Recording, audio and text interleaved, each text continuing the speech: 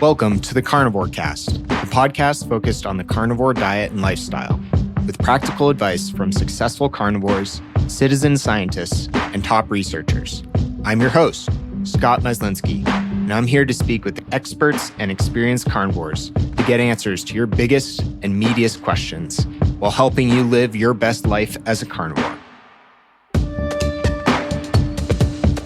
This episode is brought to you by Element Electrolytes. This month, we are switching it up with an exclusive offer that's only for VIP Element partners, including Carnivore Cast listeners. You can now receive a free sample pack along with any regular purchase when you use my custom link at drinklmnt.com/carnivorecast. I'll provide it in the show notes as well. The Element sample pack includes one packet of every flavor. This is the perfect offer for anyone who's interested in trying all of the flavors or who wants to introduce a friend to Element. Go to drinklmnt.com/carnivorecast to get this special offer and claim the deal. Element electrolytes are convenient, evidence-based, and delicious. They're used by Navy SEAL teams, Olympic weightlifters, jiu-jitsu athletes, and everyday people who want to make themselves better like you and me.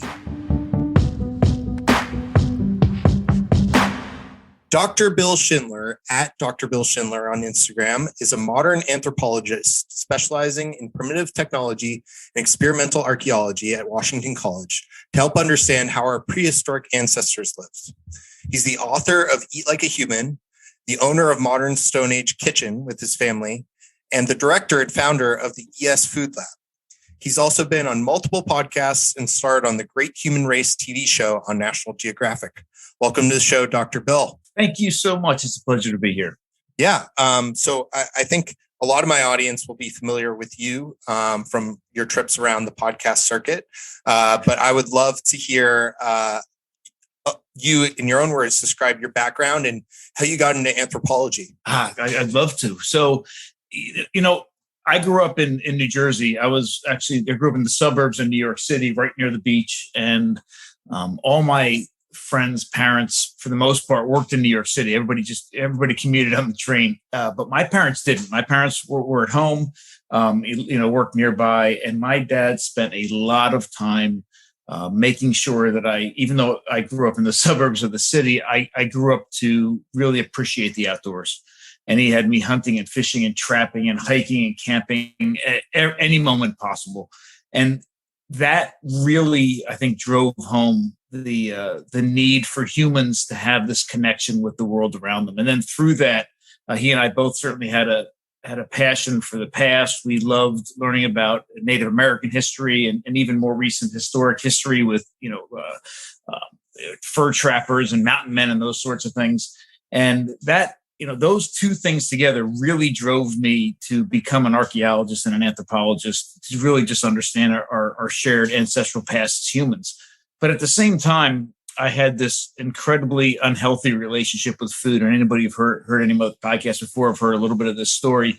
But I grew up a very unhealthy, overweight kid who with a poor body image and just this unhealthy relationship with food, and this idea that, food as a kid wasn't something that nourished me. Food was something that, made me ugly and made me heavy and made other kids make fun of me. And then later on, the quick version of the story is later on, I became a Division I athlete and I wrestled for Ohio State.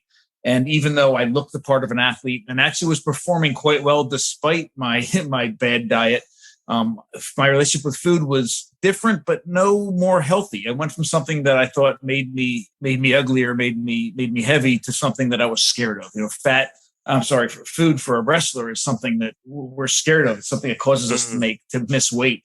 And then eventually, when I stopped becoming an athlete, I stopped competing and I was no longer wrestling, all the weight poured back on. And I started suffering immediately from all sorts of metabolic disease that really lasted for decades. And the cool thing about my approach and what I think makes it so powerful is that there was a moment in my life about 20 years ago that I realized the power of merging these two things together, this desire, this quest to have a healthy relationship with food and nourish myself with this passion and this drive and this academic training in archaeology and anthropology. And it wasn't until I put those two parts of my life together that I really started to get the answers that I needed to not only nourish myself, but also nourish my family. That's so fascinating because I had almost the exact same experience with being a lightweight rower for 8 years. I was a competitive lightweight rower. I actually often say that I should have been a wrestler because I have a very long torso and very short legs. My wife is 5'4" and we have the same hip height, and I'm 5'10". So I made a terrible rower. But I had a lot of those problems with eating coming out of school, and a lot of metabolic dysfunction and GI dysfunction as well. Yeah, and it was really the GI dysfunction that was causing the most issues with me, quality of life issues. Everybody around me, my friends, colleagues, people I work with, everybody was just, at that time, everybody's just heavy. I mean, it's just like, as you know today, like everybody just, so it wasn't like I stuck out as the heavy adult. Most adults are heavy. It was the quality of life that from the GI issues that really, one of the stories I tell all the time is my wife and I, we met working in a restaurant, and then we both graduated college. We were both teaching, and we didn't have much money, just starting out trying to save money to get a house and start a family. And every now and then we'd get the opportunity to save up enough money to go out to eat dinner. And we would go, and I remember every single time we went out to eat dinner, because it wasn't that many times, I remember every one of them, that I would actually look at and identify the places on the way to the restaurant that had bathrooms, a McDonald's, a gas station, whatever, because I knew I would have to stop at least once, if not twice, on the way home. And it wasn't like a 40-minute trip, and we're talking about a 15-minute drive. Wow. And I would lose dinner that quick. And it was really upsetting. And my wife was mad because we spent all this money on dinner we didn't have. And then I'd lose it right away. But it was those sorts of things. And, restless leg syndrome and not being able to sleep and all the other things that went along with it, pain, joint pain, inflammation, constantly being sick, all of these things that unfortunately now have been normalized. It's happening at such a frequency that, it's just a normal part of being an adult. It's just a normal part of getting old. It's just a normal part of living in a modern world. And it isn't. Unfortunately, it is normal because so many people are, but it shouldn't be that way. And what I like to say is,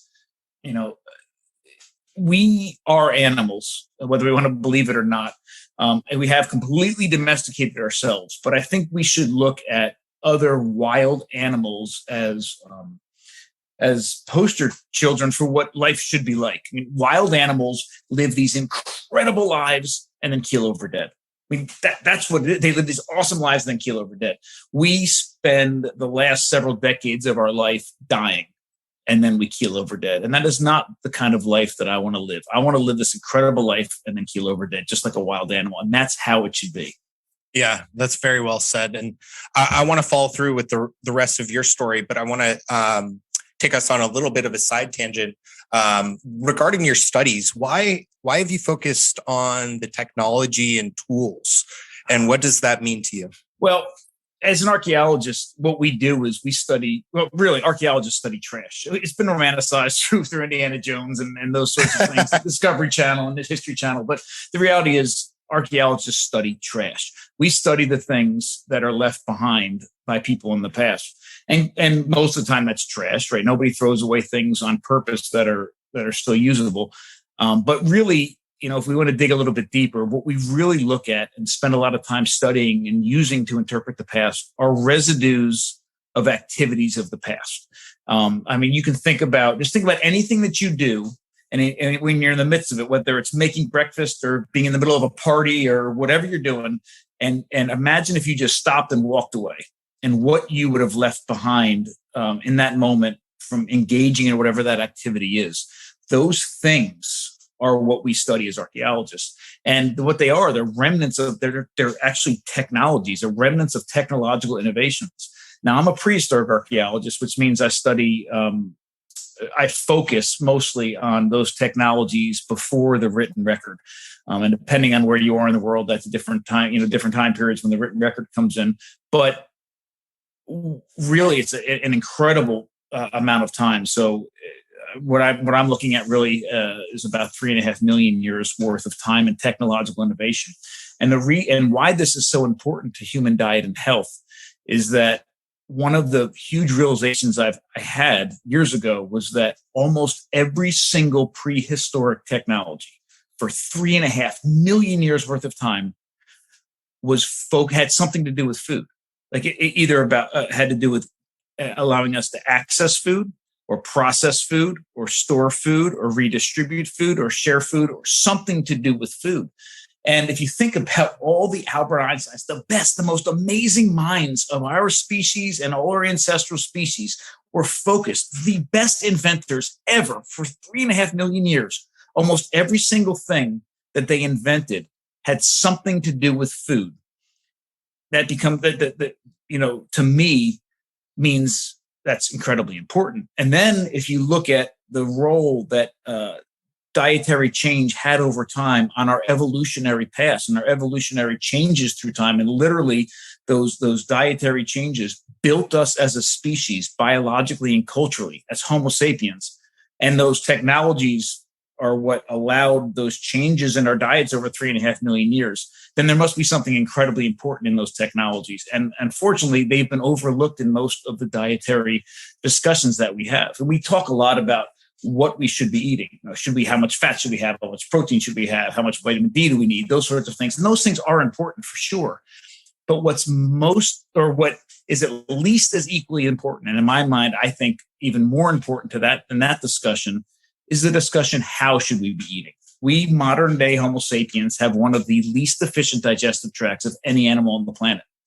And we do because we haven't needed that digestive tract, literally, at least we haven't needed that digestive tract to continue to grow and evolve the same way our bodies did, because we have been able to supplement what a digestive tract does through these technological innovations, to things like fermenting and cooking and nixtamalizing and a whole host of other sorts of technologies that do what other animals do naturally inside of their bodies. We humans have been able, through technological innovation, to harness the power of what other animals can do in their bodies and do it outside of our bodies. And that is what really allowed our diets to change and support massive body and brain growth. What should have happened over millions of years of time, as our bodies grew and our brains grew, which meant in both cases, our nutritional needs grew as well, especially with brain growth. Nutritional needs were skyrocketing. What we should have seen in conjunction with body and brain growth over time through millions of years of evolution is that our digestive tracts were growing as well. Right, our stomachs should have been getting larger for us to allow us to eat more food at the same time and allow it to sit there longer to more fully break down. And our small intestines should have been changing as well to allow us to have more food store there and stay there longer and allow it, that broken down food, the nutrients from it to get absorbed through the intestinal walls and go where it needs to be in the bodies. And all of these things that would have allowed our bodies to get more nutrition to support body and brain growth. But that's not what happens. If anything, we know that two things anatomically changed or got smaller and started to go away as our bodies and brains grew. One is our teeth were getting smaller and our digestive tracts were getting smaller in proportion to our body size. It's the exact opposite of what should have happened. And what that really shows me is that we were getting so good at processing food and getting it ready for our bodies before we consumed it, that we didn't need all that work to happen inside of our bodies. That's really interesting. And what are some of those tools that allowed us to do that? And what do they tell us about how we hunted, how we lived, how we ate? Well, here's the crazy thing. The tools don't have, I think somebody might be waiting for me to say, oh my gosh, this incredible invention. And it was this and none of them are complicated. In fact, they're incredibly simple. The very first tool that we have identified in the archaeological record is an incredibly basic stone tool called Lemekwe tool, which is named after the site in Kenya, just west of Lake Turkana, where it was first found. It dates to 3.3 million years ago, and it's a simple stone flake. So one of our, we think, Australopithecine ancestors, a little more than 3 million years ago, picked up two rocks of the right material, struck them together at the right angle, and produced this flake in less than a second. And it doesn't seem like that's a very big deal. Oh my gosh, they just banged two rocks together. It happened to be rocks of the right material that had the right characteristics that were struck at the right angle. And for the first time ever in the history of the planet, our ancestors produced a tool that allowed them to overcome their physical limitations. The power of that sharp edge on that rock, I can't even relay. Just think about that. They produced in less than a second something that was sharper and more durable than anything on their bodies. And when it got dull, they could strike it again and produce another razor sharp edge. And these tools we know were being used to butcher animals in the African savanna because we found the bones where very similar tools were doing the butchering. So that's first. Number one, for the first time ever, we had access to large pieces of meat from animals that were killed by other animals, right? We were able to scavenge and that's powerful. And our stone tool technology through time over the next 3.5 million years just continued to improve and get more specialized and have the ability to do all sorts of things, from cutting and chopping and slicing and dicing to making projectile points that would get put on the end of a spear or on the end of an arrow that allowed us to hunt at a distance, take down animals at will. Fire, incredibly powerful technology that many of us, including me, believe was first harnessed and controlled at about 2 million years ago. And fire and the ability to cook our food is incredibly powerful. Not only does it help make certain foods safe by detoxifying and by certain, in some cases, killing off pathogenic microbes, but it also helps us break down our food and allow our bodies to work less hard to access the nutrients that are on the inside. Other technologies, a little more recent things that I mentioned earlier, like nixtamalization, is literally the only way on the planet we've ever figured out. And it's a technology that we know dates to several thousand years ago, but I think we're going to find that it dates closer to about 8,000 or 9,000 years ago. It's the only technology we've ever invented that allows the human body to have complete access to nutrition in maize or corn. Other very simple things like geophagy, which is the intentional consumption of earth, which is something that almost every animal on the planet does and engages in that practice. And our human ancestors engage in it. And there's certain groups around the world that still continue to engage in it. But there's two reasons that animals, including humans, would eat earth. Number one, because it's a chance to get certain minerals into our diets that otherwise might not be in our food. And secondly, and in some cases more importantly, it is a way to detoxify certain plants in our diets. I spent time with an Aymara, a native group in the Lake Titicaca region in Bolivia several years ago to learn how they detoxify incredibly dangerous and toxic potatoes. And this one group still engages in geophagy. They actually eat these potatoes with clay because the clay binds with the toxins in the potatoes and it would literally otherwise kill them if they weren't eating clay at the same time. That's crazy. And what other tribes and groups have you spent time with personally? Oh, well, my family and I have spent a lot of time traveling and learning from traditional indigenous groups. And we really don't only, designate, it's just going to be this one group that is, very untouched. So there's a lot of information we can get from a lot of different groups of people. So sometimes it's a group that, is still engaged in very, very ancestral practices. Sometimes it's a little bit more historic and traditional. We've spent a lot of time in Africa. We've been with the Samburu warriors. We've been in West Pokot, learning about fermented dairy and something called Mursik. We've been in Mongolia with herders on the steppe. We've spent time with the Aymara in Bolivia and the Quechua in Peru, up in the Andes. But we've also spent time with, in traditional Italian households and traditional Irish households where there's still some incredible things that we can learn that are practices that we know for sure are at least several generations deep, but in some cases could be a heck of a lot longer. And what we've really found is that the diversity, and one of the things that I wish was in the conversation a little bit more, when I understand why it's not. When we talk about, say, a paleo diet or a diet in the past or a traditional diet, we overlook immediately, just by even using that term, a paleo diet, and starting to identify some things in there, we're immediately discounting an incredible amount of diversity. And we are talking about 3.5 million years worth of diversity in diets and approaches to food. And plus, we're talking, in many different geographic locations at the same time. And if we took all the information that we have right now about ancestral and traditional diets, we are literally only scratching the surface. And I think that's absolutely wonderful. There's still so much to learn. The problem is, and one of the things we're fighting really hard to do is document as much as we can, because these practices are just disappearing and dying incredibly rapidly. A lot of people ask me about how to make liver more tasteful and how to cook it or incorporate other organ meats on carnivore. Optimal Carnivore can help you do just that with their grass-fed organ complex. It was created by carnivores for carnivores.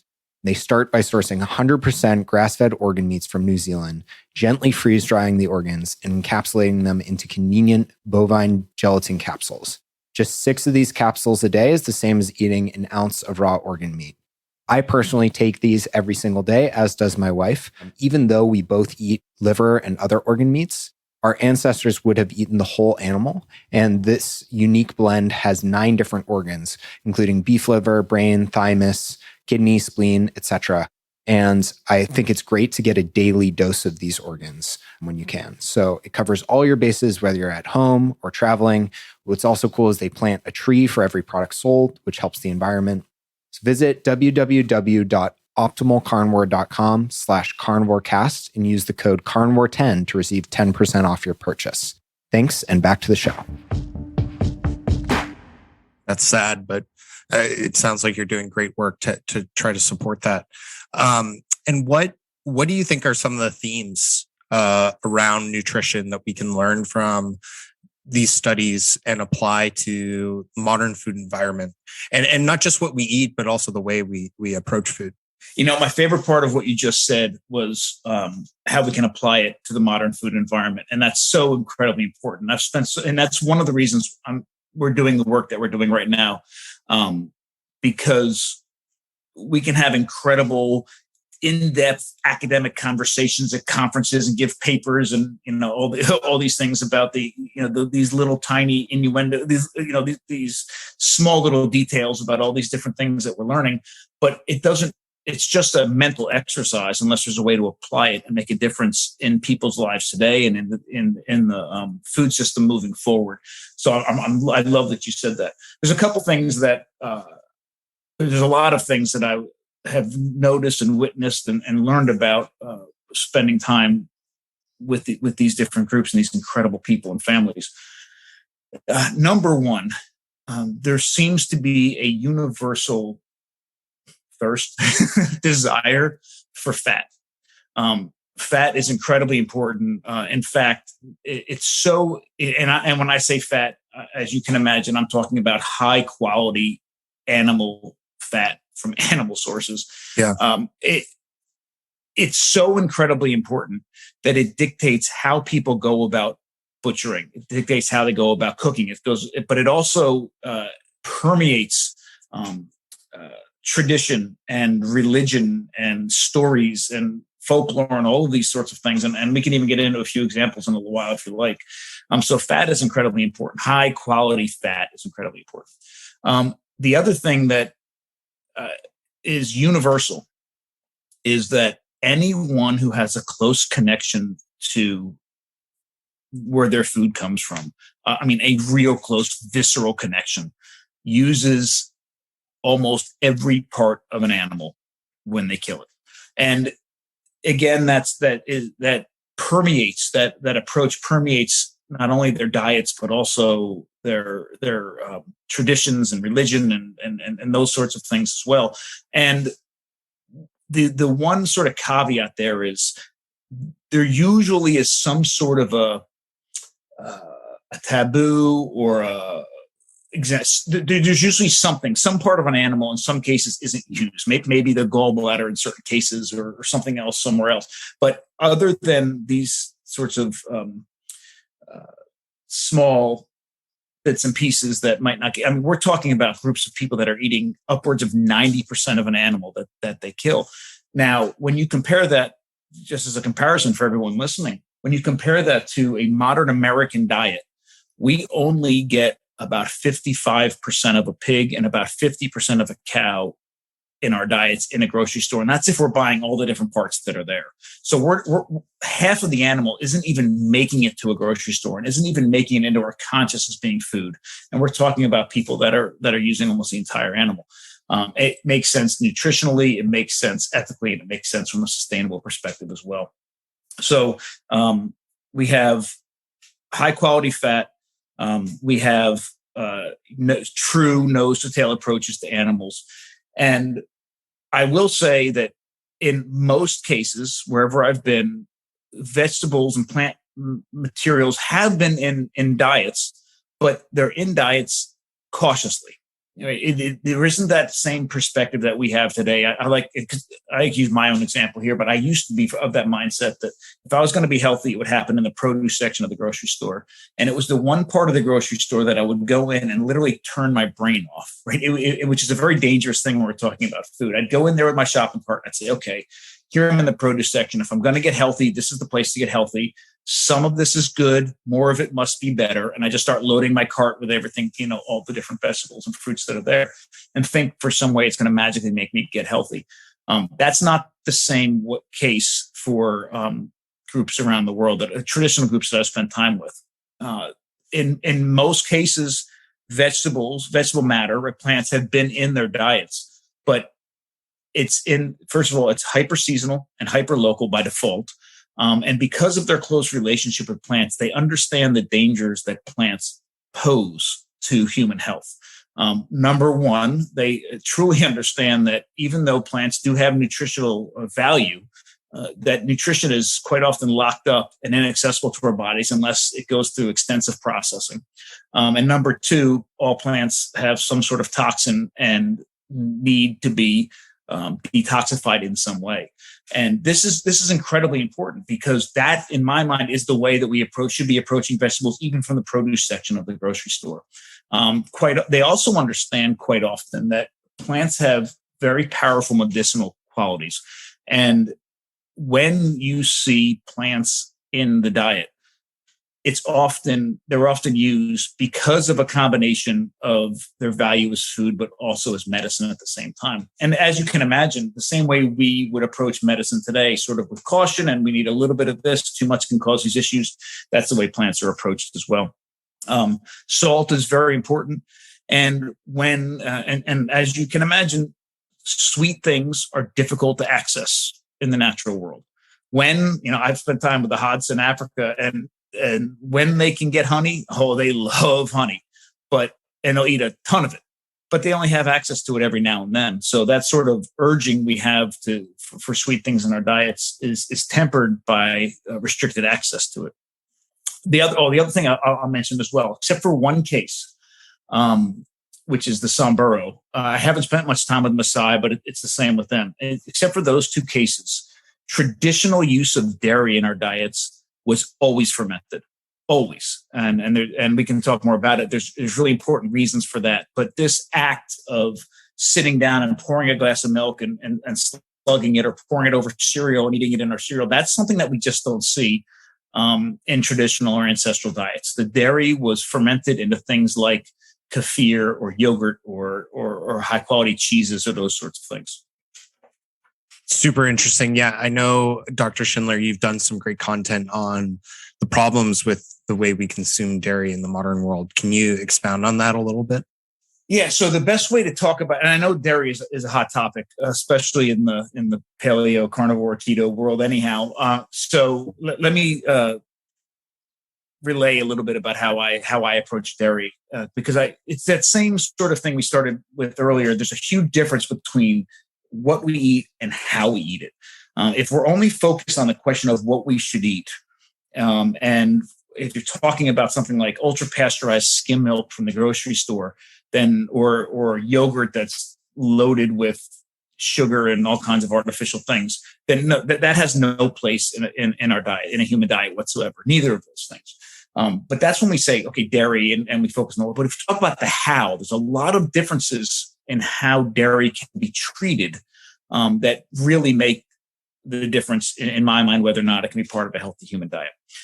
In order to get at that topic, let's really quickly talk about what happens when we are infants and consume our mother's milk. I will say, most of the food that we consume and have consumed for millions of years, we are not designed to consume.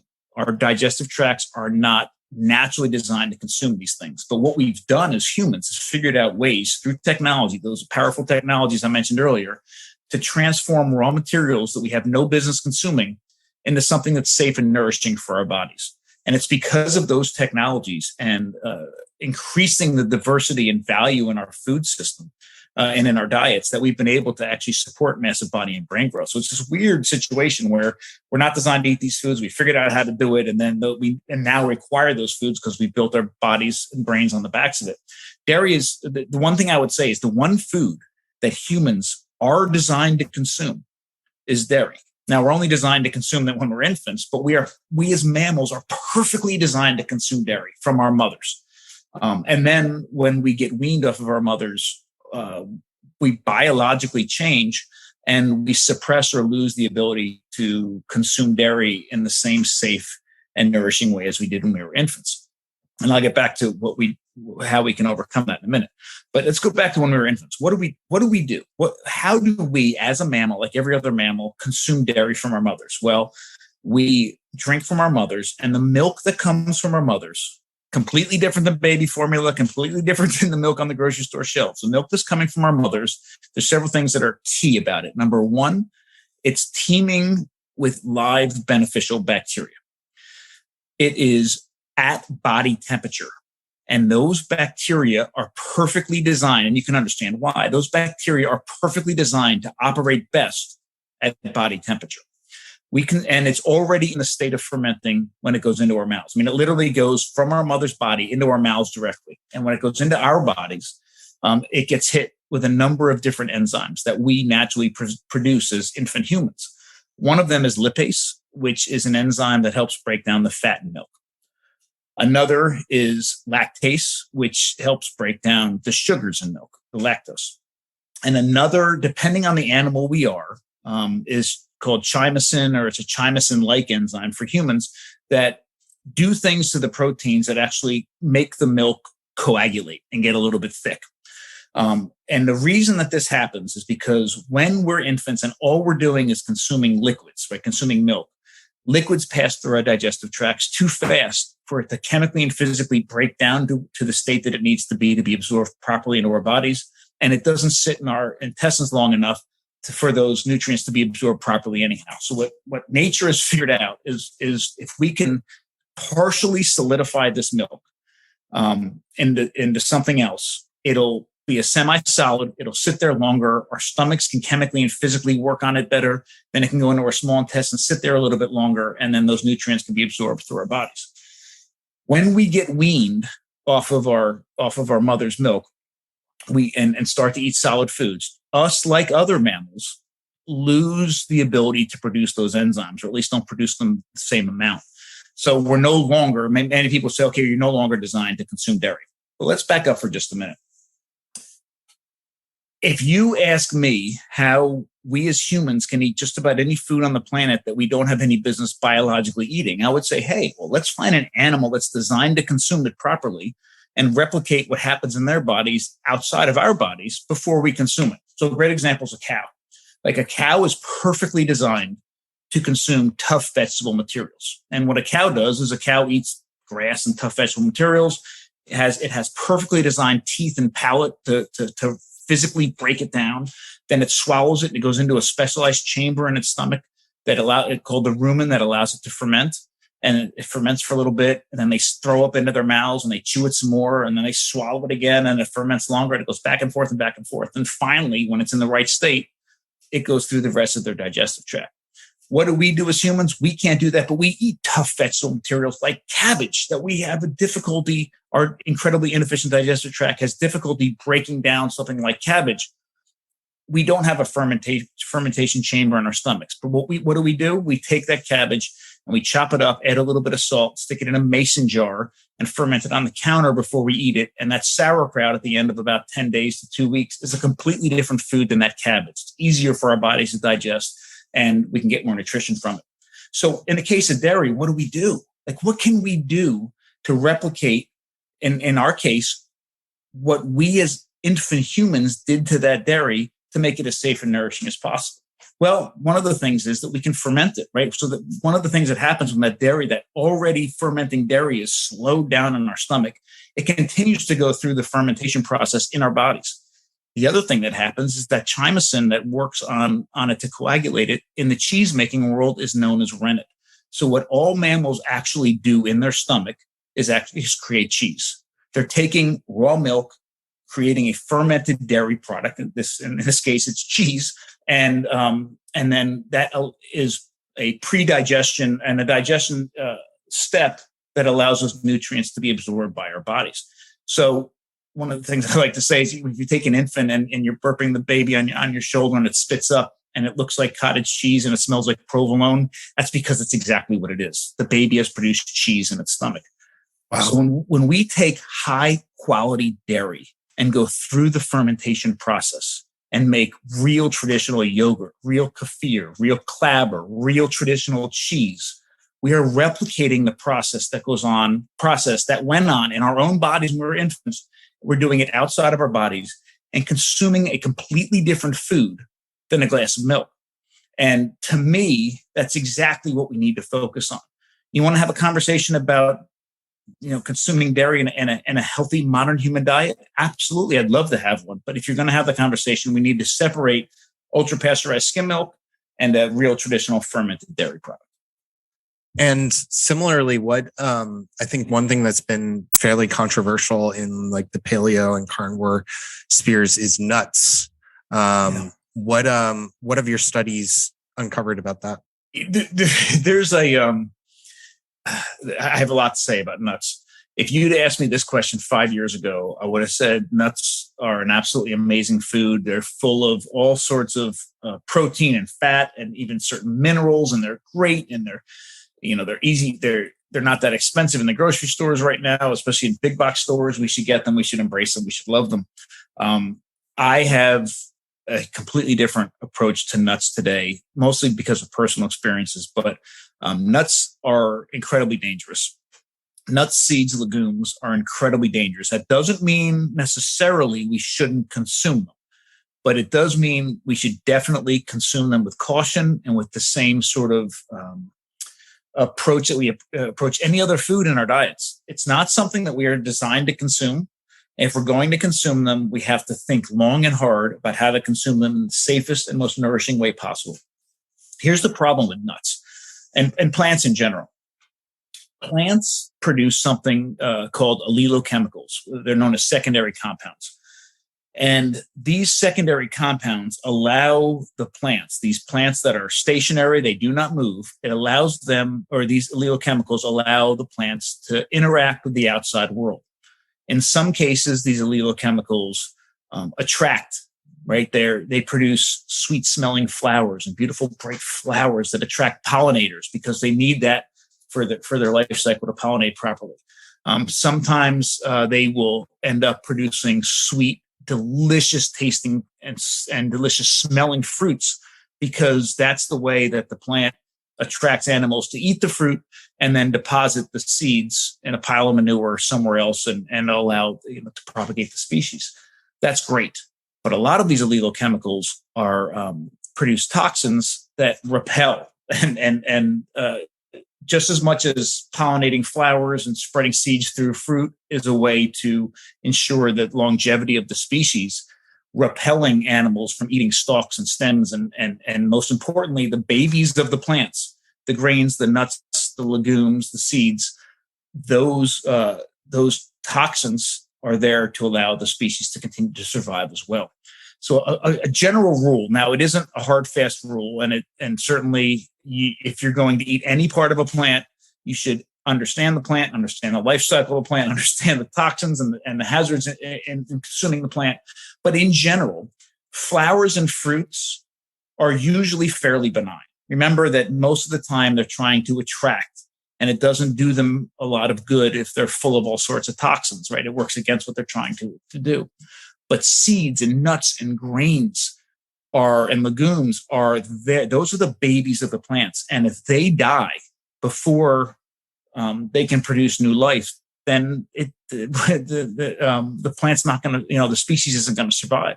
So they throw a lot of chemicals at nuts, seeds, legumes, grains to keep them dormant, allow them to stay safe until they're in the perfect environment to let down their defenses and then create new life. I mean, physically and chemically. So if you think about a seed, think about a watermelon seed, for example. Seeds are, for the most part, designed to withstand the digestive tract of the animals that are eating the fruit that the seeds are contained in. I mean, they physically look like a bullet or a teardrop, so they can physically go through the digestive tract without getting hung up. And they're chemically, loaded with lectins and anti-nutrients and all the things that we've heard about for years now. And it's absolutely true, that allow those seeds to stay dormant and protect them until they can let down their defenses and produce new life.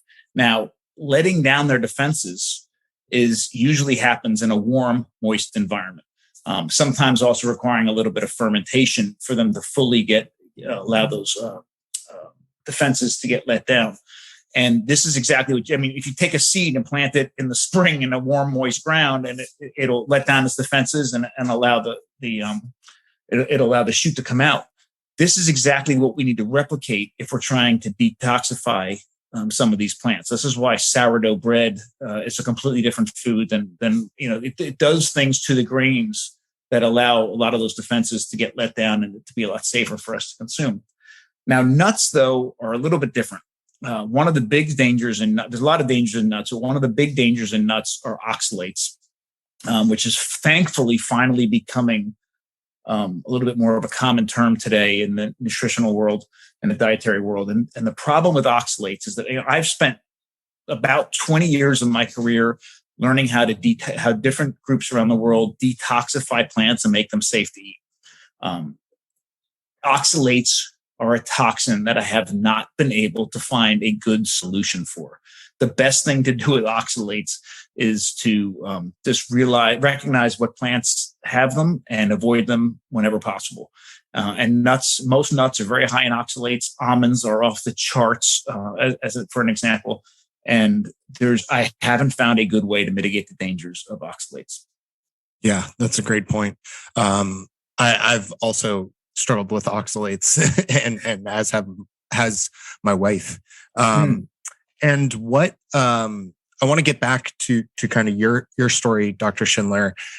We left off and you were talking about how you started to intertwine your passion for anthropology and your own journey with diet and nutrition. So I'd love to hear how that's changed for you and what effects you've seen in your own life.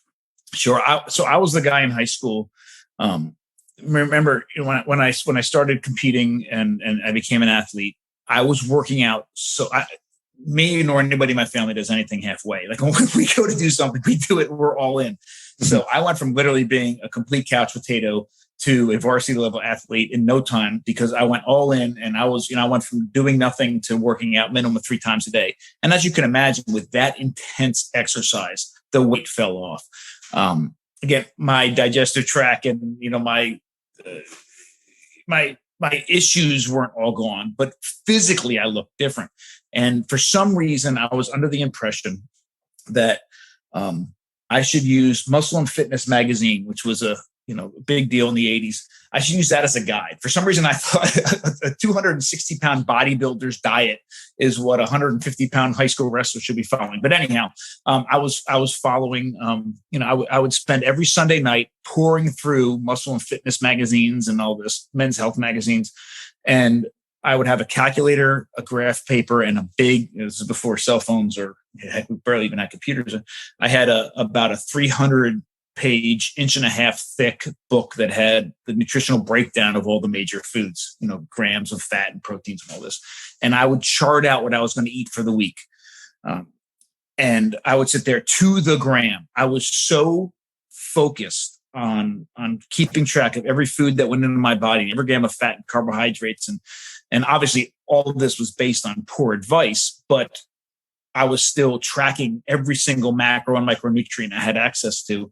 I was so focused on it that if I smelled my mother cooking something that wasn't on my list, I was nervous that the aroma would somehow bring micrograms of something into my body that I wasn't accounting for. And I was all worried about it.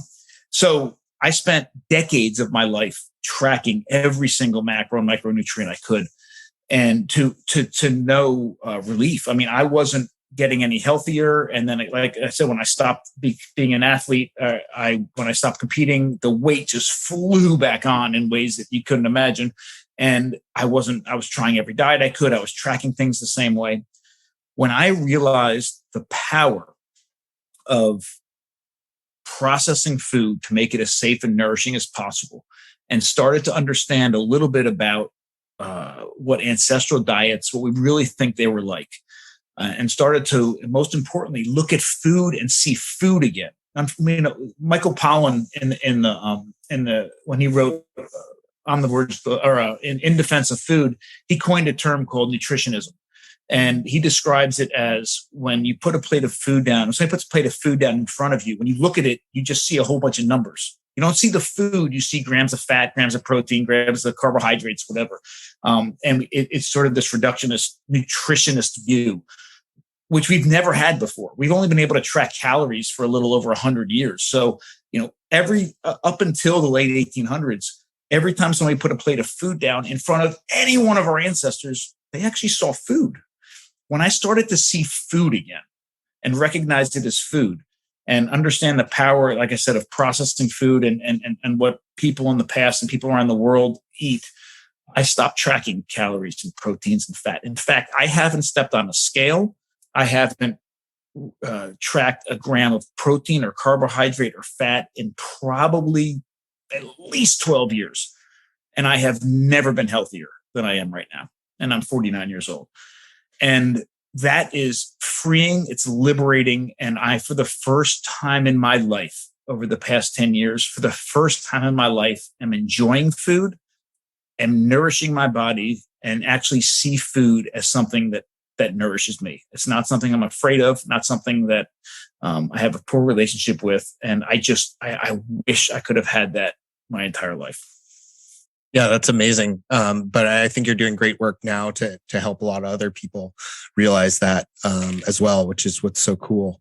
And what does it probably varies a lot, but what does kind of a typical day of eating, or what are some of the favorite foods for you and your family?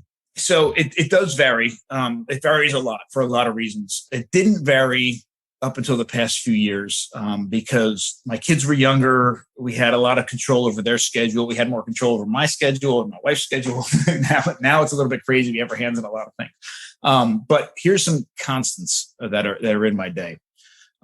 Things that I make sure that I eat, things that I make sure that I don't, and ways to eat. Number one, we do typically, my wife and I, practice intermittent fasting, and not because it's a very intentional thing. It just, for two reasons. One is it just makes sense in our life, and we feel better when we do it.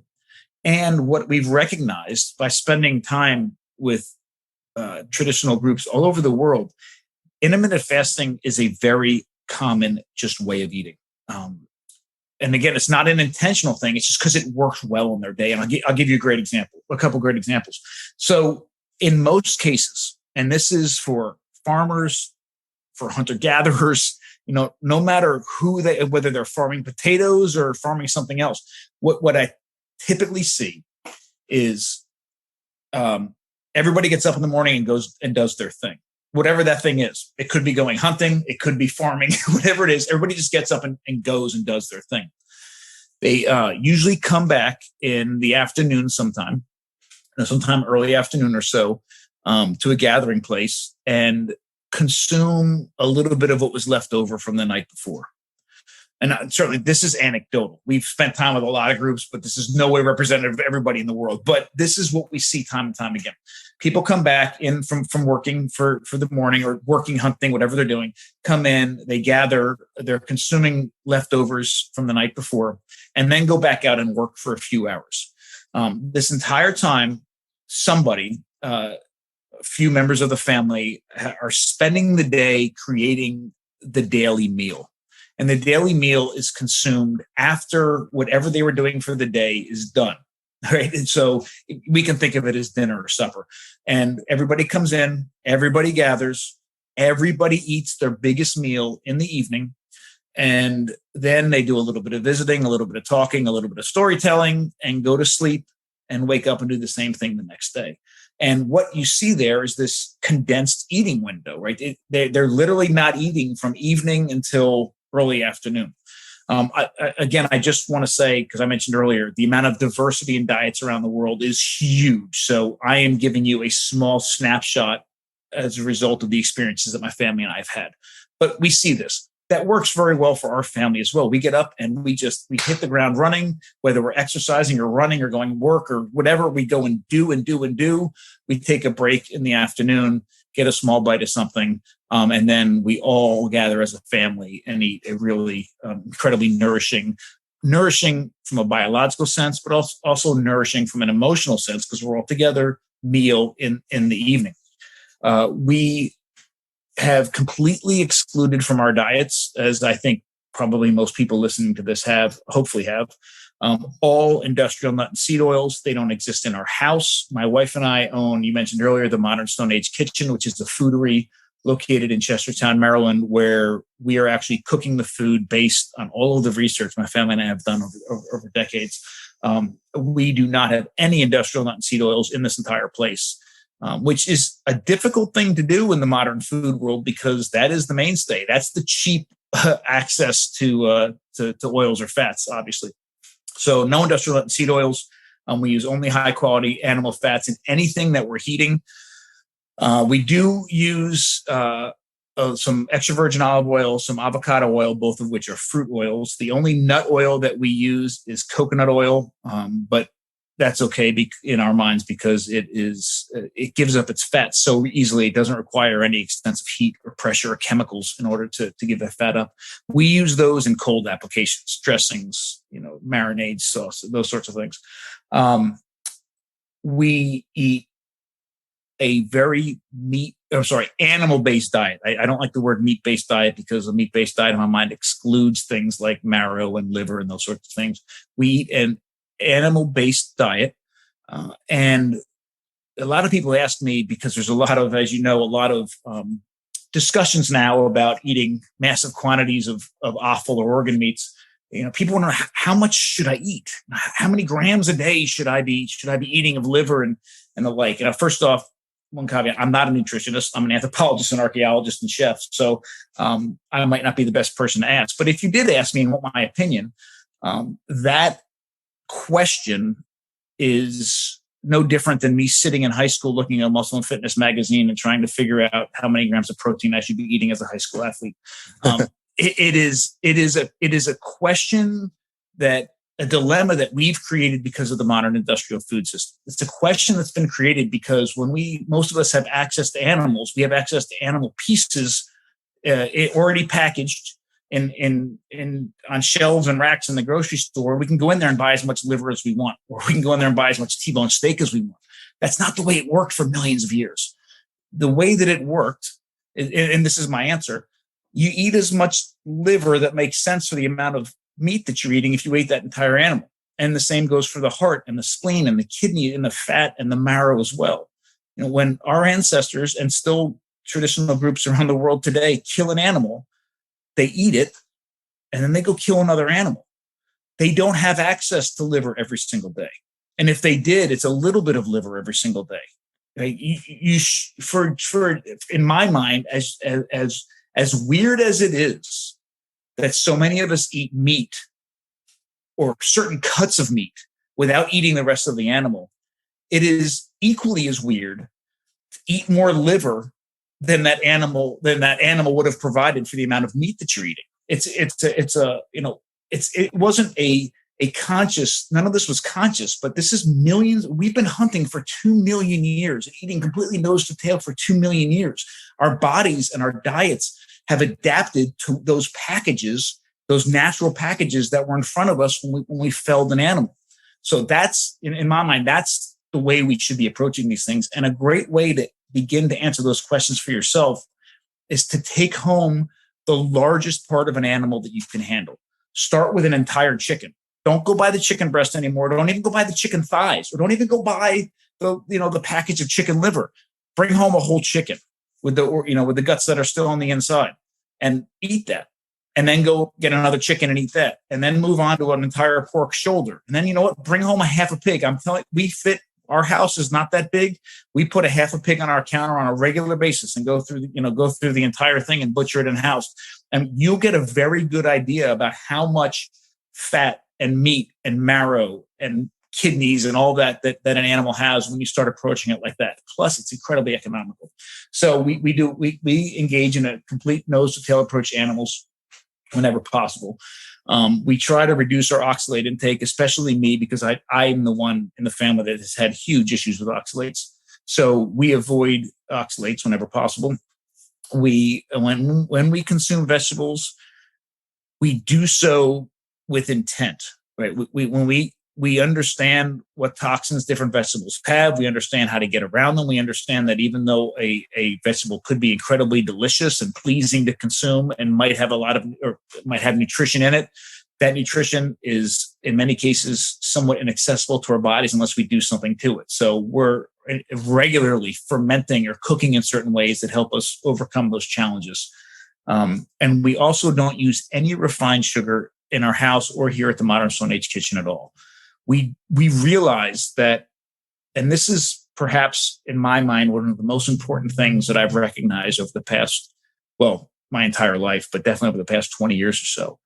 I have recognized that nourishment through food is much more than meeting our biological needs. True nourishment, because we as humans approach food differently than any other animal on the planet. And food permeates everything about our lives. It permeates our politics, our religion, our family traditions, everything. And it is impossible because of that to separate our biological needs and our emotional and cultural needs as far as food is concerned. I have recognized that true nourishment requires meeting or exceeding all of those things at the same time. And that in certain cases, and I'm sure there are many people who will disagree with me, but I'm telling you, as a father of 3 teenagers trying to navigate everything that the world is throwing at us and trying to nourish my family as much in the best way possible, I have recognized that there is, on occasion, something special about eating something sweet. And what we do, the compromise we've come to, is that we don't use any refined sugars whatsoever. If we're eating something sweet, we've made it from scratch, and we're including something incredibly nourishing in it, like egg yolks or cream or something, and we are using a natural sweetener, not refined at all. So obviously raw honey, maple syrup, or if we're going to use sugar, the best sugar I've found is called Muscovado sugar, which is completely unrefined, and it has an incredible flavor. Yeah, I think that's a really great way to think about. You pose some really interesting frameworks for thinking about food and thinking about eating. And I love the analogy of relating it back to how you were looking in muscle and fitness magazines and trying to decide how much protein to eat. I think a lot of people are looking at nutrition that way. And I've looked at nutrition that way in the past. But yeah, I really like how you're taking a holistic view to what we put in our bodies, our relationship with food, and how we can be successful in that in the modern food environment. So Dr. Schindler, this has been fantastic. I've learned a ton. Feel like we could go on for another full hour easily. But thank you so much for your time. And please let the listeners know where they can find you. And I'll, of course, have links to everything in the show notes as well. Sure. It's been a true pleasure. Thanks for letting me share what I'm passionate about with your audience. People can find out more information about the work that my family and I do in a number of different ways. The Eastern Shore Food Lab, which is our nonprofit, which is focused on research, teaching, and outreach, You can find information about that at eatlikeahuman.com. And for the most part, my social media accounts are championing the work that we're doing through there. So that's, as you mentioned earlier, at Dr. Bill Schindler, Dr. Bill Schindler. If anyone is in the area and wants to learn more or come in and see us about the food that we produce through the Modern Stone Age Kitchen, you can find out information about the Modern Stone Age Kitchen at social media at Modern Stone Age Kitchen and on the web at modernstoneagekitchen.com. And one of the things I'd like to just mention as we're plus very, very quickly too, please. The focus or a lot of what we briefly talked about here through this conversation is fleshed out in greater detail in my book, Eat Like a Human, that just came out in November. And you can find that if you want an autographed copy, you can go to our website, or you can get on Amazon or Barnes and Noble or any of the book outlets. But on top of that, one thing I'd like to mention about how we operate here at the Modern Stone Age Kitchen, that I hope I look forward to sharing our food with any of you that can come by. But I also think it's a great model for dealing with food at home, especially with families.